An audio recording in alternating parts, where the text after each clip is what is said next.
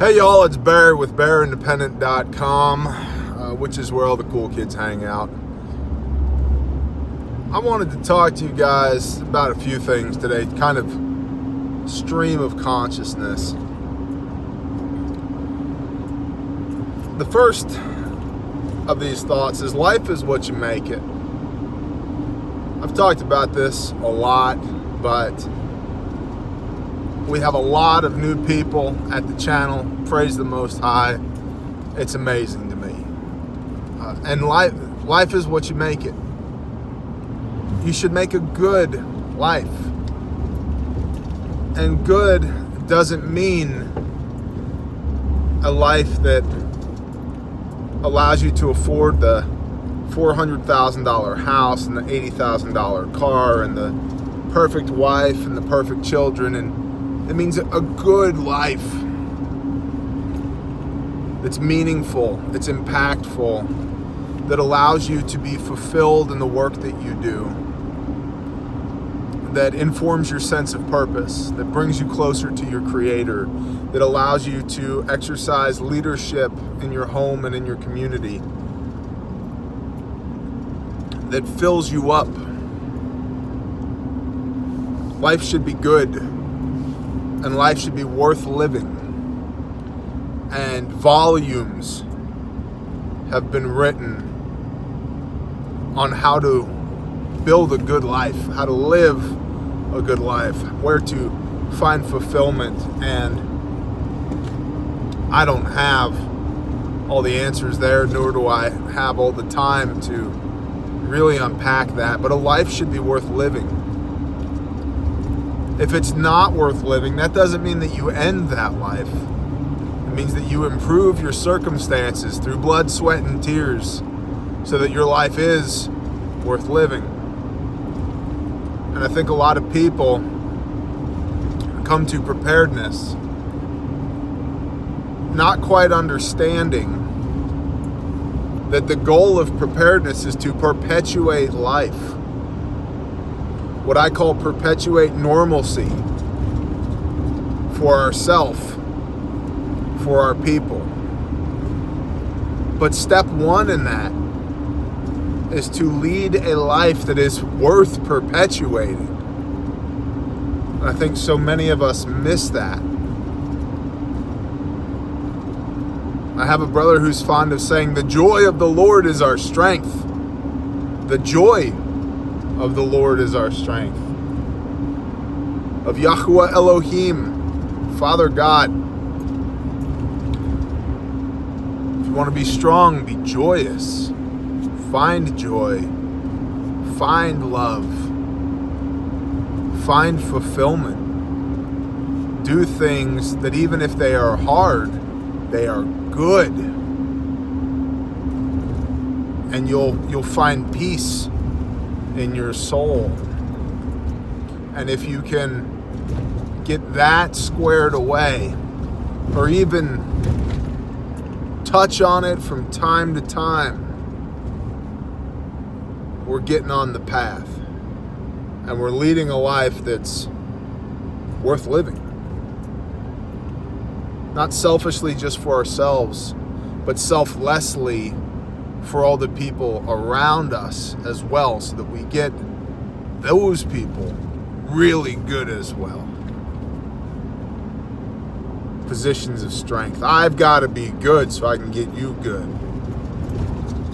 And so life should be worth living. So that when we perpetuate this life, when we perpetuate normalcy through preparedness, by stockpiling material goods, by training, by educating, by team building, that it's actually worth it, that there's actually an ROI, that the juice is actually worth the squeeze. I don't want to be miserable in perpetuity. I want to be joyous. I want to have a good life, even during SHTF chaos, man, or whatever. And it's that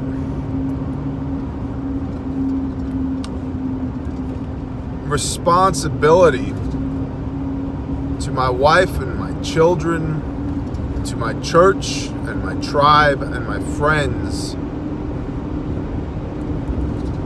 that causes me to take preparedness seriously, to think ahead, to deploy assets against potential chaos. But I'm not doing that out of fear. I'm not into doomer porn. I think you guys know this. Fear-mongering. The pandemic virus, or the zombie apocalypse, or the Panamanian paratroopers, or the Middle East peace talks, or the... Gosh, it's overwhelming. I don't care to know about it. And this isn't being an ostrich. This isn't sticking my head in the sand. It's a self-imposed low information diet. Because a lot of that information is not intelligence. Intelligence is actionable. An intelligence product is something that can be acted upon. There are key takeaways. There are things you can do based upon the intelligence that you receive. And so I am on a self-imposed low information diet and have been for years. I don't believe that I've missed anything critical. I've made no missteps that I know of that are unrecoverable, that have become critical errors. What I have done is eliminated a hell of a lot of noise. I freed up a lot of time. Time that I could have been biting my nails in anticipation of some fearsome invasion or attack or critical failure of the economic system, leading to disruptive threats the worldwide, which create irregular threats and regular threats. And because of that, my state of awareness has now been heightened to code level orange. And this is it. The entree into SHTF actual bro. I've not done any of that. And I don't care to. I'm not interested in that. And you know, the fact of the matter is, the specifics, the real tactical information, for me at times, the minutia, the details at times is exhaustingly boring to me. Bear, I need a video on how to do, how to address NBC situations, nuclear, biological, chemical. And while I'm honored that you want my opinion on the subject, there are already opinions on the subject. There are already hard and fast protocols. That's just one small example. I also try not to speak about things that I'm not at least moderately good at. And so, while I'm honored you want my input, there are plenty of places to get the minutia, the details from already.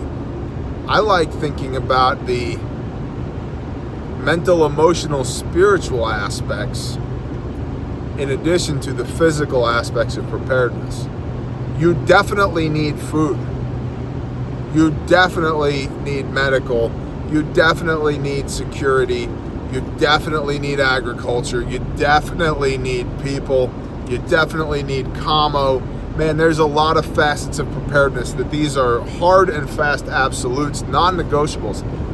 Absolutely. And we've got videos on that. We have over 1,500 videos between YouTube and Patreon in the last 2 years. That's 2 videos a day, every day, for the last 2 years. I'm about at the point where the minutia, the fine details, are exhausting to me. They rob me of my joy. The big picture stuff I've been thinking more and more about. A life should be worth living. I want you to be prepared for sure. Absolutely. What happens if the world never ends? Are you prepared eternally? Do you know our Creator personally? Have you met your Messiah? Are you walking with them daily to the best of your ability? That matters. That matters more than preparedness.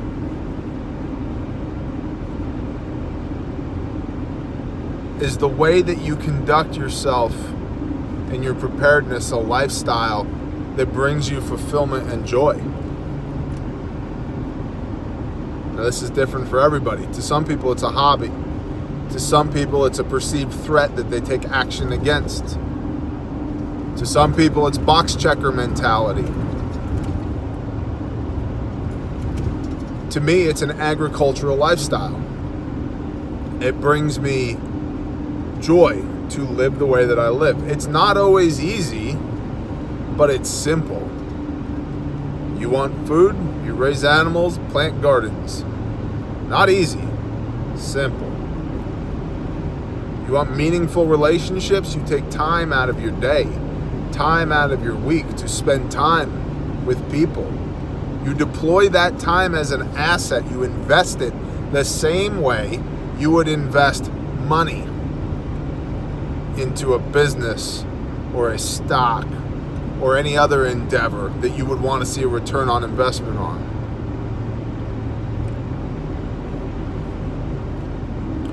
The intentionality of this lifestyle and the joy that it brings me is one of the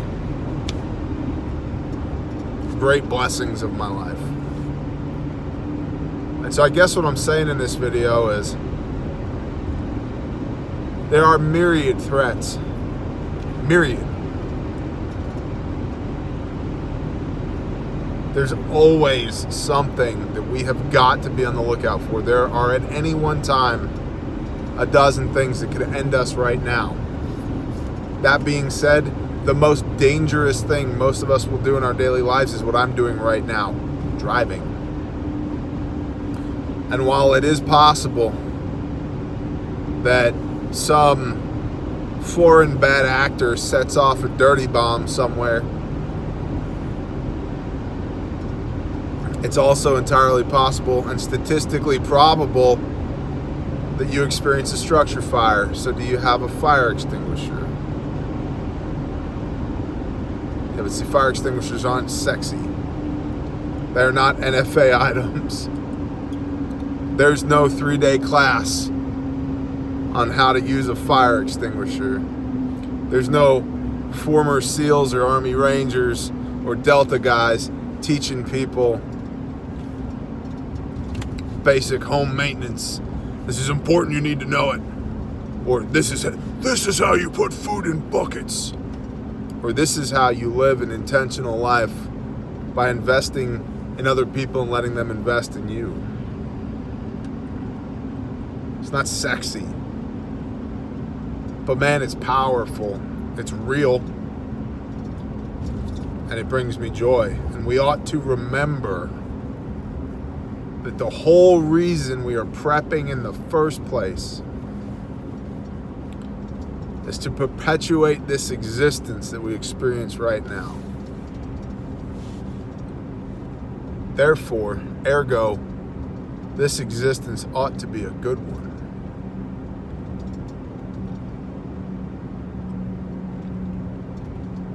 And the newest Guga gadget, weapon, bushcraft knife, tundra bolted solar panel, whatever, it's not going to bring you fulfillment at the end of the day.